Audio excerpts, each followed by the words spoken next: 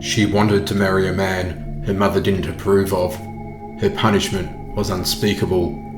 25 years later, Blanche Monnier was found, starved and filthy, locked in a small room in her mother's house in France. The year was 1901. She hadn't seen sunlight for a quarter of a century. Blanche was finally saved by an anonymous letter sent to the police. The letter read, "I have the honour to inform you of an exceptionally serious occurrence. I speak of a spinster who is locked up in Madame Monnier's house, half-starved and living on a putrid litter for the past 25 years. In a word, in her own filth." This Madame Monnier was a 75-year-old widow. To many, she was an upstanding citizen. She lived in an affluent neighbourhood along with her son, Marcel. Her late husband, Emile, had been the head of a local arts faculty.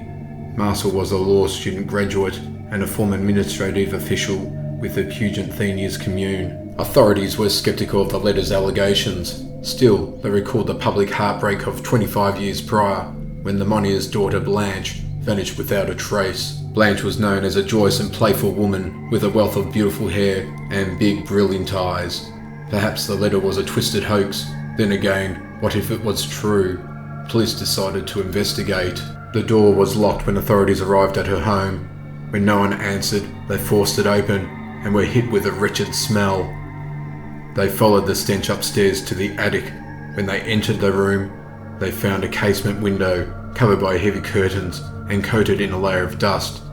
Police could not open the shutters until they removed the hinges, and when daylight finally spilled into the musty chamber, a shocking sight came into focus. In the back corner, covered by a filthy blanket, was a skeletal but still living Blanche Monnier. She was completely naked and lying on a rotten straw mattress which had been soaked through by urine, feces, fragments of meat, vegetables, fish and bread. They all formed a foul crust around her body. Now 49 years old, Blanche had withered down to 55 pounds. Through bouts of gagging, police wrapped Blanche in a blanket and rushed her to the local hospital in Paris. Madame Monnier, meanwhile, was discovered sitting calmly in the living room of her home, wearing a dressing gown decorated with black and white squares. Son Marcel was found in an adjacent room. Police sat down with the pair and began their questioning, and it was then that the disturbing tale of Blanche Monnier came to light.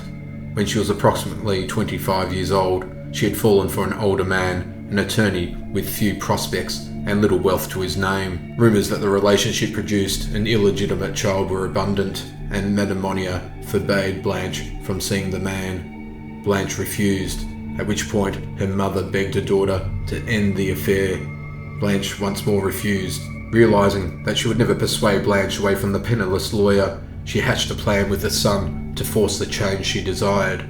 One evening, she lured Blanche into an upstairs room and locked her inside.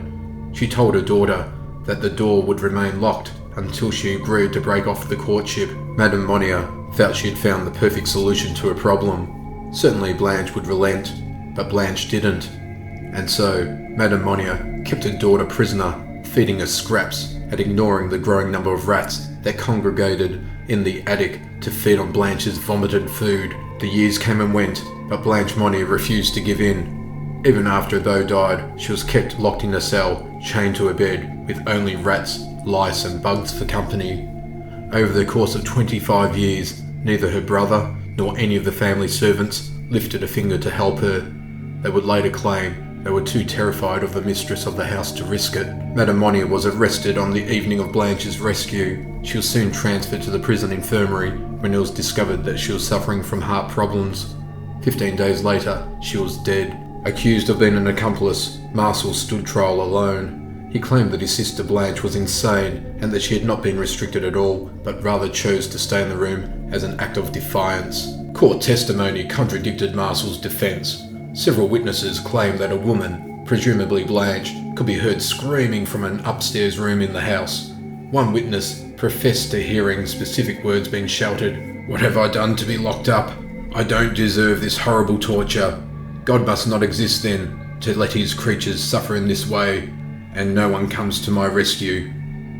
4 days after the trial began, Marshall was found guilty and sentenced to 15 months in prison. Outside the court, a waiting crowd voiced their approval of the verdict, but in mid-November, Marshall appealed the decision and won. The court found that he'd never acted violently towards his sister and acquitted him. To the public's shock, he walked away a free man. Blanche Monnier's initial prognosis was grim. Death seemed imminent.